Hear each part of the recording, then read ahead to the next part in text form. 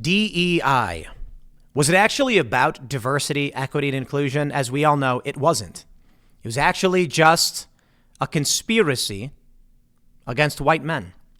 Now, the question is, why? Was it because people decided at the highest levels that white men truly were bad? Was it this globalist Davos World Economic Forum, whatever plot to just knock down white guys? Honestly, I don't know. And when I say conspiracy, I'm basically saying that there are a lot of people in institutions, universities, jobs, governments that have decided it's okay to discriminate against white men in particular, and to some degree white women, but largely white men. We have this story from Compact Mag going massively viral, and it's very, very good. And I want to talk to you about things I've experienced, and I want to talk to you about Jacob Savage's article on the lost generation and the issues of this plot. Basically, I shouldn't say plot, systemic racism against young white men who are struggling. The reality is it is changing the shape and the face of this country that they are doing this. I've experienced it, and I know many of you have too, where you apply for a job and for some reason they don't call you back. Or sometimes they tell you outright, sorry, no white men. In my case, it was actually worse because I'm actually part Asian. But they would tell me, well, you look too white. That's how you know it was always about racism. It wasn't about where you came from. It wasn't about your community, your culture, your education. I am a mixed race high school dropout from the south side of Chicago, and they told me to my face at Vice Magazine, Vice Media, and ABC News Univision, you look too white. And that was always my problem with this DEI garbage. That you were going to say, you don't get to participate because you look too much like that guy. That's the world that they made. Let me read this story for you. We'll dig into it. This is really interesting stuff. Before I do, though, we got a great sponsor for you. It is ChefIQ.com. You got to check out the Chef IQ Sense. Use promo code TIM. Look at this thing. These little doodad thermometers you put in your food, and then your app tracks whether the food is cooked or not. So you don't got to keep getting up and checking, right? So this is the wireless cooking thermometer that takes all the guesswork out of your holiday meals, your roast, your turkey, your prime rib. They'll come out perfect every time. It even tells you when to flip, when to take it off the heat, how long to let it rest. Basically, it's like having a personal chef right in your kitchen. With Chef IQ, you can sip your cocoa and actually spend time with your family instead of hovering over the oven. And here's the best part. It's the gift everyone will love, perfect for the seasoned cooks, kitchen rookies, and everyone in between. This season, you got to get people, or yourself. You deserve it. Get yourself a little present. You deserve it. Go to chefiq.com. Use promo code TIM. I'm a big fan. This thing's really, really awesome. It's super cool. Very smart. Very clever. Check it out. Let's get back to the story at hand. This is actually pretty sad. Check this out. For 15 years, I've scalped tickets to pay the bills. But in January of 2016, I almost managed a real career. I was 31. I'd been in Los Angeles for 5 years writing scripts. There had been minor successes, a couple small projects optioned. And I'd recently started writing with my best friend. We were writing constantly, making each other better, building momentum. Success felt close. Back then it always did.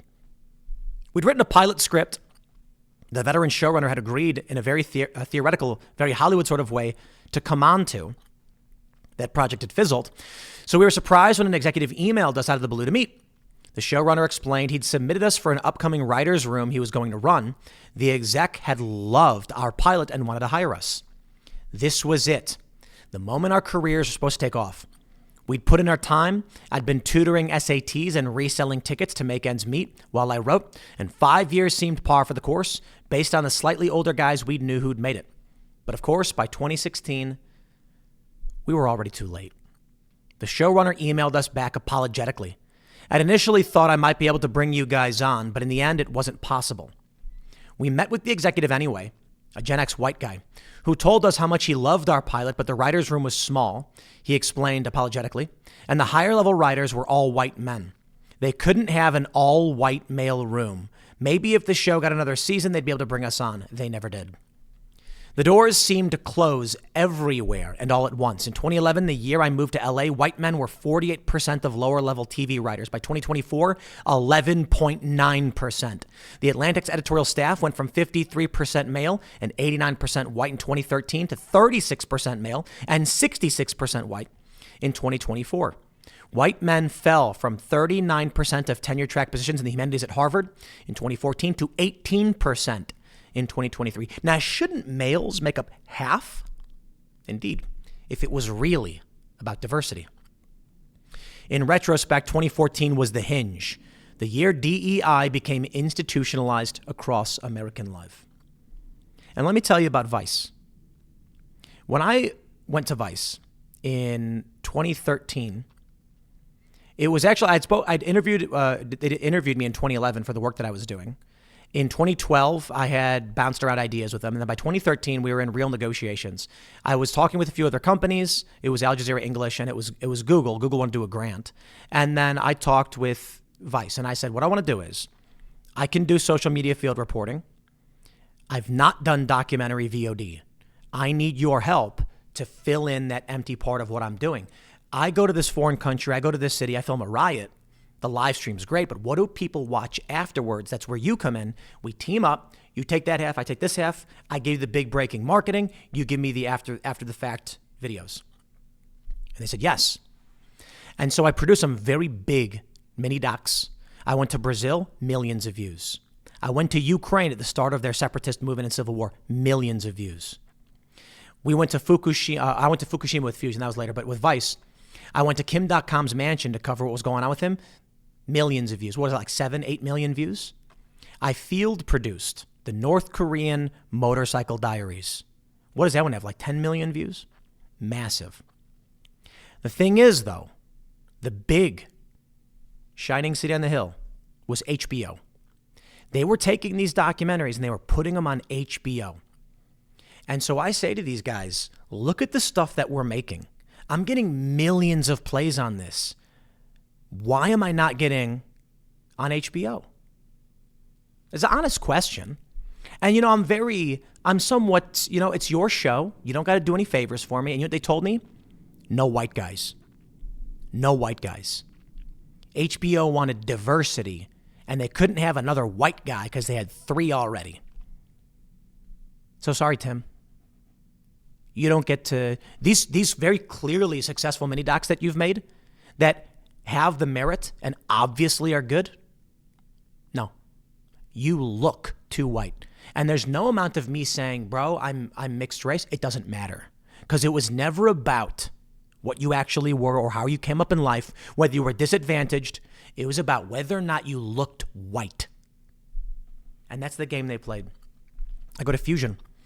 They did there was something called the Black and Brown Forum. And it was a presidential forum for minorities, and they bring in 3 of the top talent for Fusion, and then there's me, not invited. Instead, they hired a black dude on contract to come in and fill the 4th slot. So, hey, far be it from me to complain. I'm like, look, you do what you want to do, I guess. Like, I'm doing my thing. I went to Fukushima, right? We produced mini docs. We produced a documentary on Ferguson and the riots. And but I had to know. And I asked the president. I was like, why is it that you guys had this presidential forum, the Black and Brown Forum, and you hired an outside talent to come in and fill your final slot? I'm a senior correspondent here. And he said, come on, Tim. It's because you're white. And I was like, I'm mixed race. I'm second generation mixed race. I don't get to have a say in this, and I don't get to ask questions. I was a big Bernie supporter. And he's like, no, but you look too white. That's all that ever mattered. What do you look like? We don't want people who look like you. Let's get back to this so I can stop prattling on about my grievances. Hey, look, I did all right for myself, right? They didn't want to listen to me. Fine. Look where they are now, bankrupt. Vice is in the gutter. So in the end, look who comes out on top. We're going to have to build our own world. That's the message here. Check this out. He says, in industry after industry, gatekeepers promised extra consideration to anyone who wasn't a white man, and then provided just that. With every announcement of promotions, there was a desire to put extra emphasis on gender or race.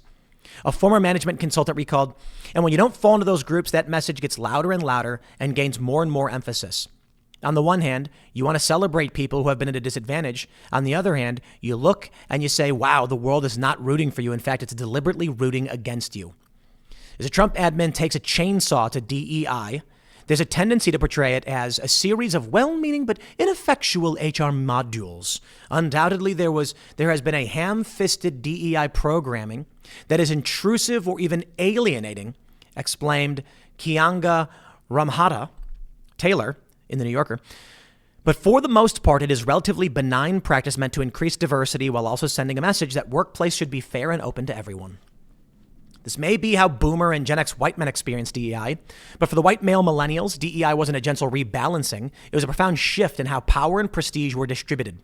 Yet practically none of the thousands of articles and think pieces about diversity have considered the issue by cohort. This isn't a story about all white men. It's a story about white male millennials in professional America, about those who stayed and those who mostly stayed quiet. The same identity, a decade apart, meant entirely different professional fates. If you were 40 in 2014, born in 1974, beginning your career in the late 90s, you were already established. If you were 30, you hit the wall. Because the mandates to diversify didn't fall on older white men who in many cases still wielded enormous power. They landed on us. Media matters. It may be hard to remember how, but a decade ago, the prevailing critique of American journalism was that it was woefully lacking in gender and racial diversity. There had been hope that the new media would be different. New media ventures like Vox, BuzzFeed, Politico, trying to shake up the way people get their news and entertainment online. Ah, yes. And of course, Vice and Fusion were right along with it. The critics were mostly right. Gawker was still 55% male and 79% white. Vice was majority male and 70% white. And 538, Nate Silver complained about the gender gap so severe that only 15% of the applications were from women. Could it be that women like different things? Here's what really, really offends me, and I have no problem taking this personally. I worked for Vice. Sure, I'm a guy, but I am not a white male in the sense that they always try to portray it.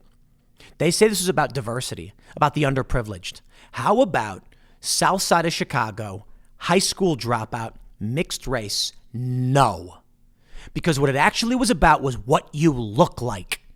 And if you look white, that's good enough for them to tell you to go fuck yourself. So yeah, I am pissed about it. But you know what? I'll say it again.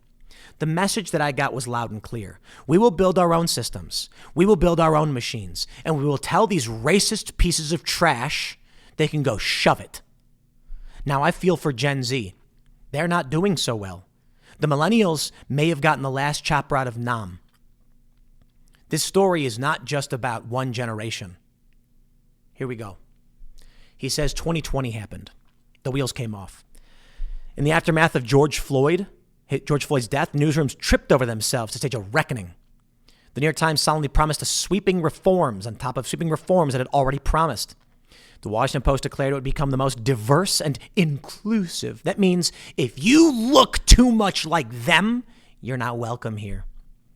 You know, it was really sad for me that when I was younger, I was told these stories about how racist it used to be in this country, about how my family had to flee from state to state because miscegenation was illegal. Yeah, my grandfather married an Asian woman, and that was not allowed. It was a crime. And so my family had to tell everybody that she was a maid, and her kids were just the maid's kids.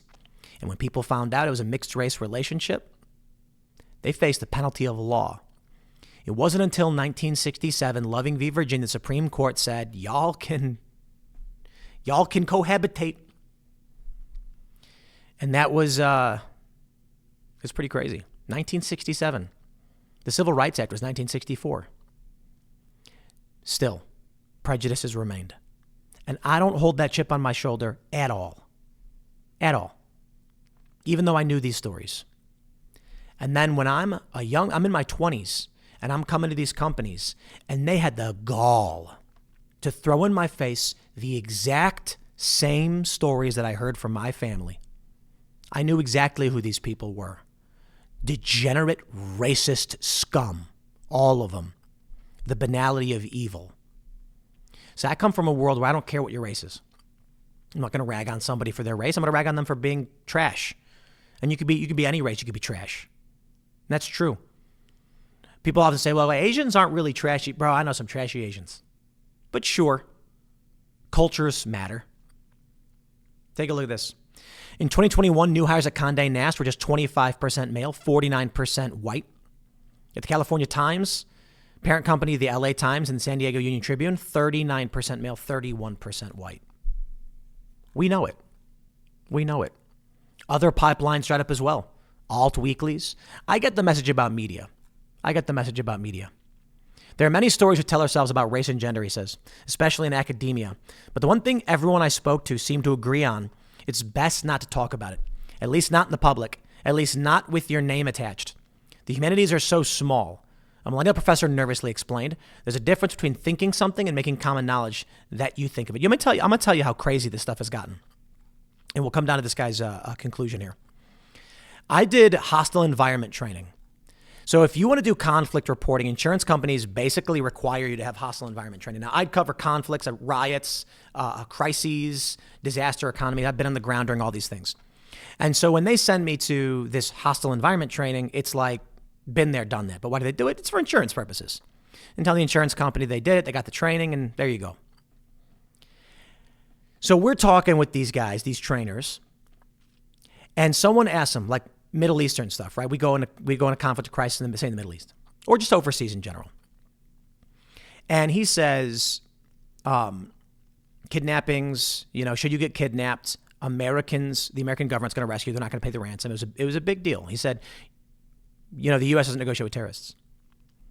Someone then asks, what about the risk of women getting raped? The trainer goes, men get raped. Men get raped. So everyone should consider the seriousness of rape in kidnappings. And I'm sitting there being like, shut the fuck up. Okay? Men get raped. Typically, if a woman goes into a conflict zone and is captured, she's going to get raped. If a man does it, he is going to get killed. Or they're both sold, depending on where they're from. But yeah, there was when I was in Egypt, a woman, a 26-year-old white woman from the Netherlands, apparently got I was gang molested or raped in Tahrir Square because they sent out a lone young white woman into a crowd of 300 Egyptian men. And these hostile environment training, they didn't want to say it. You know why they didn't want to say it? You know what the point is? Liability. It would be sexist to tell women they face risks men do not.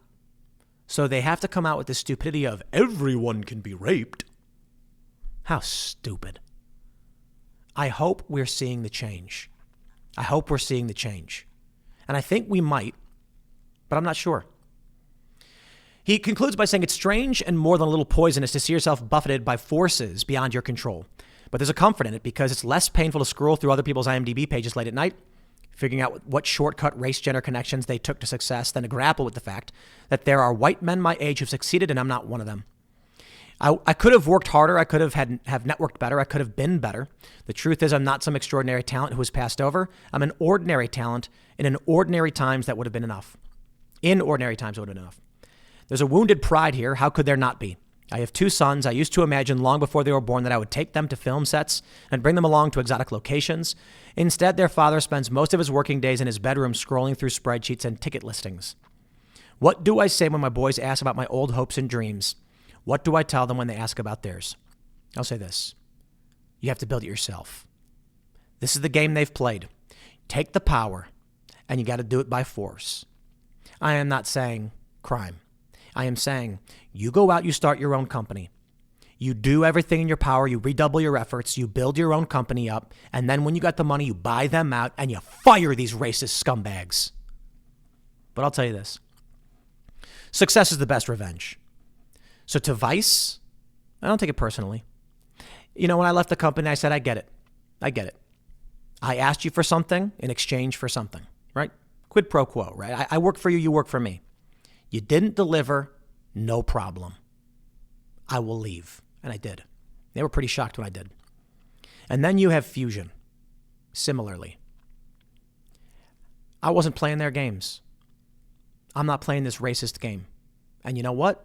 Vice, in the gutter. Somehow a skeleton crew still survives. Fusion, bankrupt, gone, and everyone laid off. What was left of the blog they called Splinter, and even that failed. Now, I told these people at these companies the secrets to success. I said, I can build it for you. And they told me to go fuck myself because I look too white. Okay. Did I complain about it? Well, actually, yeah, I complained quite a bit. Not to them, though. I said, okay, take it or don't. I'm not going to get mad at somebody for not doing me a favor. And so I did it on my own. You know what? You can too. To those young guys out there, I make this video because you have to. You cannot just sit by and do nothing. I was just hanging out with some young guys. This guy in his 20s, making millions in Vegas. He figured it out. He got screwed over along the way. But he wasn't going to take no for an answer. He wasn't going to let these companies ice him out just because of the color of his skin. And it's funny, right? Because white people are in the majority. This is an ideological disaster. And I'm not saying that white people don't have it better on per capita or whatever. Certainly. There's not a lot of them globally. But the idea that we live in this world where it is okay to be racist, I think is despicable. So my friends, fight the good fight. I'm going to wrap it up there. Smash the like button. Share the show with everyone you know. You can follow me on X and Instagram at Timcast. Stay tuned. We'll be back tonight, 8 p.m. for Timcast IRL, and we will see you all then.